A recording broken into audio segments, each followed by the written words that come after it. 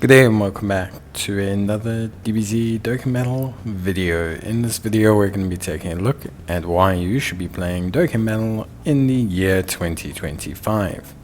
Now as you would have seen at the top left hand corner, the first thing we're going to talk about is the continually improving and newly revamped new player experience. Dokkan has an actual tutorial now with missions to guide you to unlocking content and building your very first proper team for the Saiyan Saga. This new player experience will result in you getting your first LR, learning about EZAs, Dokkan Awakenings and other crucial mechanics in the game. This experience has been completely redone and it's been improved quite a few times. Even old content that has been for new players, like the Bardock team and the Ginyu Force team, has also been revamped to be even friendlier to new players. And with the help of just a couple of YouTube guides, chances are you're probably going to have a really good time starting Dokkan. It's really honestly that simple.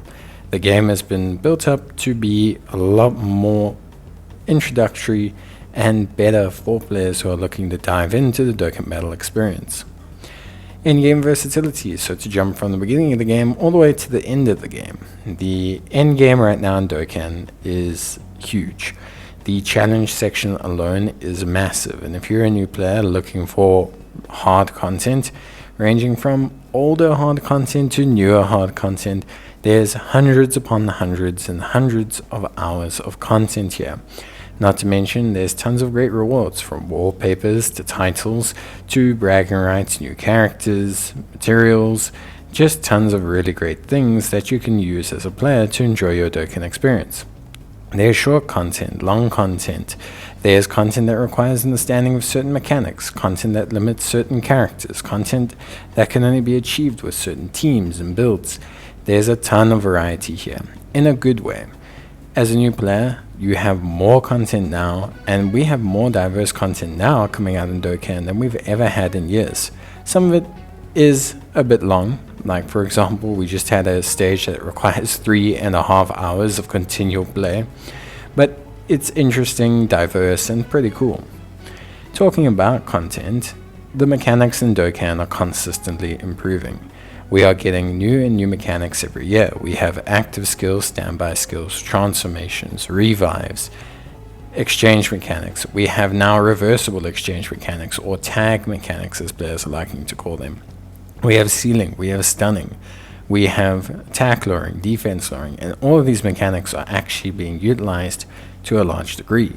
We have bosses that can dodge you, bosses that can crit you, bosses that will lock you in place, bosses that will guarantee they will hit you. You have guaranteed hit against bosses. You have mechanics that can disrupt bosses. The game, and because of how its content's going, is so diverse now that building your team isn't just putting very strong units together. There's tons of different mechanics that you can enjoy using, whether that's transforming your characters, whether that's putting your characters together to initiate a nuking style spirit bomb where you blow up the enemy. There's tons of really cool stuff. In terms of team building, it's more layered than ever. We have multiple levels of lead, all the way ranging from 130% leader skills to 220% leader skills. We have tons of categories, and basically now team building is in its own way a art in Dokkan. It can be very confusing and it can be very complex. The game's tutorial is better. It can be overwhelming. But once you get the hang of it, there's a very rich, diverse experience there. And one of the more exciting mechanics for me as a player is Dokkan Originals. Dokkan Originals now are starting to really come into fruition. There's no other Dragon Ball Z game in the world that's going to have you tag team with Trunks and Broly and have them both take out Super Saiyan 4 Gogeta.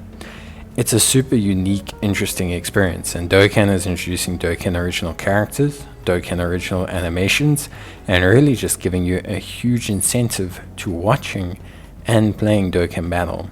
They are looking at potentially doing manga content. They are keeping up to date with releases like Daima and movies and Super Broly, and so you're not just limited now to, oh, I'm only going to use characters from shows I've seen 100,000 times. There are things you're going to see in Dokkan that you never will have seen anywhere else, and I think that is something so interesting and unique that it truly is entertaining.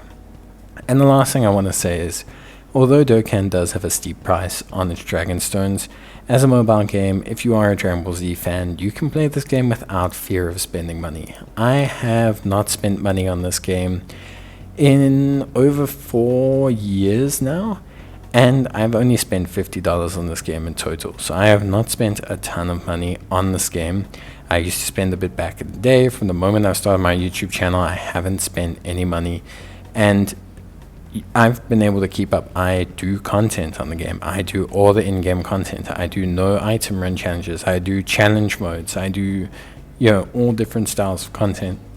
Dokkan, although the prices are steep, gives out a fair chunk of stones, gives out tickets. It's a very friendly game, so you don't have to fear. You'll be able to get a couple summons in and enjoy your game and really see if you can expand and enjoy the gameplay.